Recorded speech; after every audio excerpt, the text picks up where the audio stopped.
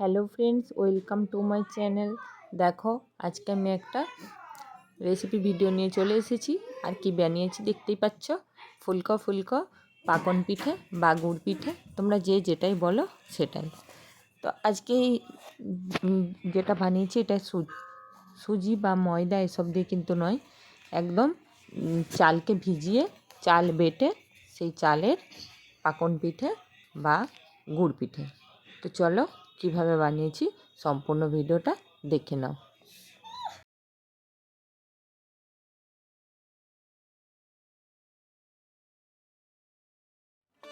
পাকন পিঠে বানানোর জন্য এখানে আমি চালটাকে বেটে নিয়েছি মিক্সিং বলে।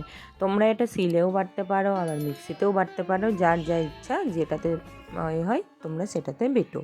তো এটার কিন্তু থিকনেসটা দেখতে পাচ্ছ অনেকটাই মোটা আছে। হ্যাঁ, কিন্তু মোটা করেই বাটতে হবে, পাতলা করে কিন্তু বাটলে চলবে না।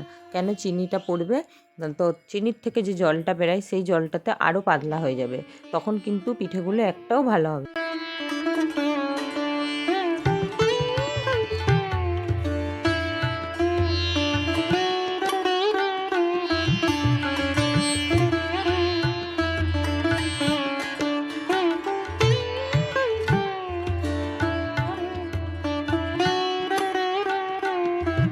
পিঠে জাতীয় খাবারে, বিশেষ করে এইসব পিঠেতে কিন্তু পরিমাণ মতো চিনিটা দিও, আর একটু মিষ্টিটা বেশি হলে তবেই ভালো লাগবে। আর দেখো, এখানে একদম অল্প একটু আমি ময়দা দিলাম, একদম অল্প একটু।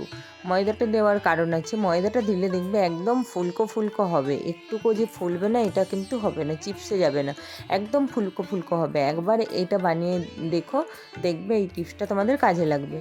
তো দেখো, তারপর দিয়ে দিলাম অল্প একটু লবণ। তো লবণ, ময়দা আর চিনি সমস্ত উপকরণগুলোকে ভালো করে মাখাতে থাকবো।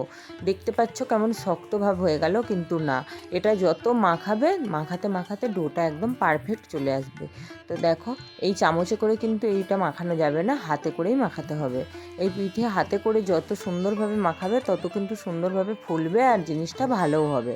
এই পিঠের একটু ভুলভ্রান্তি হয়ে গেলে পিঠেটা কিন্তু হতে চায় না, চিপসে যায়, নইলে ভেতরে গোলা গোলা ভাব রয়ে যায়, কেমন একটা হয়ে যায়। তো সেই জন্যে এটাকে কিন্তু পারফেক্টভাবে সুন্দর করে মাখাতে হবে। তো দেখো, আমি এখন হাত দিয়ে মাখাতে লাগছি, এইভাবে হাত দিয়ে মাখাতে থাকতে হবে। আর এটা মাখাতে মাখাতে দেখবে একদম সুন্দর একটা ডো তৈরি হয়ে যাবে। তো চলো দেখতে থাকো।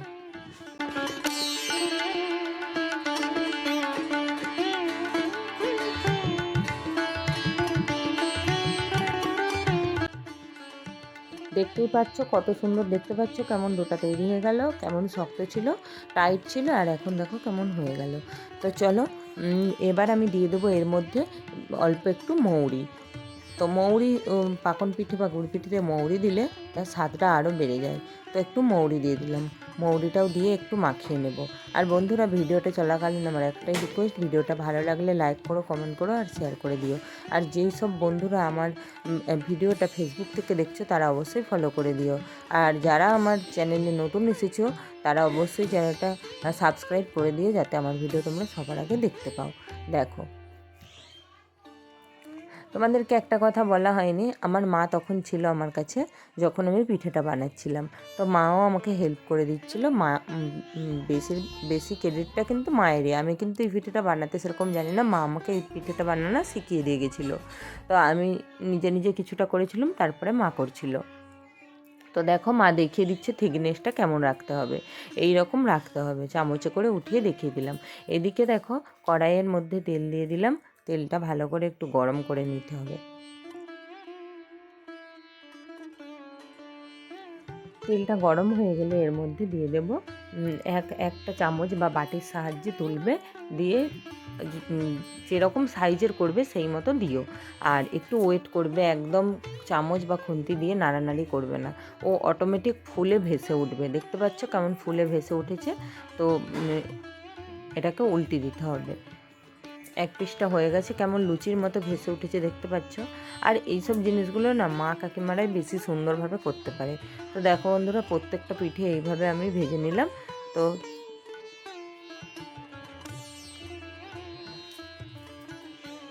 পিঠেগুলো কিন্তু খুব সফট আর খেতেও খুব ভালো হয়েছিল। আর এই যে ময়দাটা দিয়েছিলাম, ময়দাটার জন্যই এত সুন্দর হয়েছিল।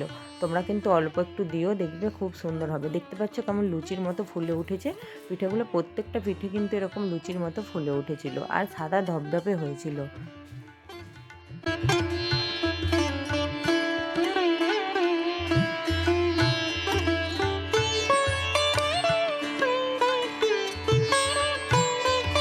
দেখো বন্ধুরা, আমার প্রত্যেকটা পিঠে কত সুন্দর হয়েছে, দেখতেই পাচ্ছ, জালিদার একদম ফুলকো, 2 ফিট একদম ফুলে উঠেছে।